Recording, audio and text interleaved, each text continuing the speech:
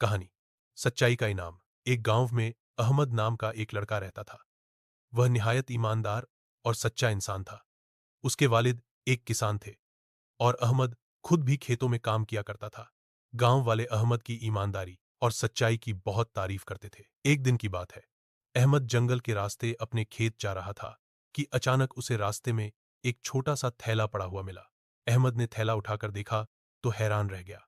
थैले के अंदर सोने के सिक्के भरे हुए थे। अहमद ने अधर उधर देखा कि शायद कोई आस पास हो और वो थैला किसी का गरा हो, मगर दूर दूर तक कोई दिखाई न दिया। चंद लम्हे अहमद सोचता रहा कि क्या करे। कुछ देर के लिए उसके दिल में आया कि वो थैला रख ले, लेकिन फौरन उसने दल ही दल में कहा, नहीं, ये मेरी चीज नहीं। जो चीज मेरी नहीं वो रखना गनाह है। अहमद वो थैला लेकर गांव के सरदार के पास पहुंचा और तमाम बात बताई।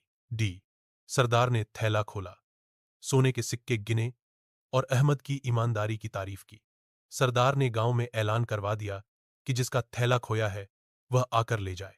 3 दिन के बाद एक बूढ़ा व्यक्ति सरदार के पास आया। उसने बताया कि उसका थैला खो गया था। सरदार ने थैला और उसमें मौजूद सिक्के उसे वापस कर दिए। बूढ़े व्यक्ति ने अहमद को दुआएं दी और खुश होकर उसे इनाम में 5 सोने के सिक्के दिए। अहमद ने इनकार किया, लेकिन वो बूढ़े शख्स ने कहा, बेटा, ये तुम्हारी सच्चाई और ईमानदारी का इनाम है, इसे कबूल करना चाहिए। अहमद ने शुक्रिया के साथ इनाम ले लिया और सब गांव वालों के लिए मिसाल बन गया। गांव के बुजुर्ग कहते थे, सच्चाई कभी रहेगा नहीं जाती, अल्लाह सच्चों का साथ देता है। सबक, ये कहानी हमें सिखाती है कि सच्चाई और ईमानदारी का सलाह हमेशा मिलता है, चाहे वो फौरन न मिले, लेकिन अल्लाह कभी सच्चों को दायर नहीं करता। अगर आप चाहें तो मैं और भी कहानियां सुना सकता हूं। मैं और भी कहानियां सुना सकता हूं।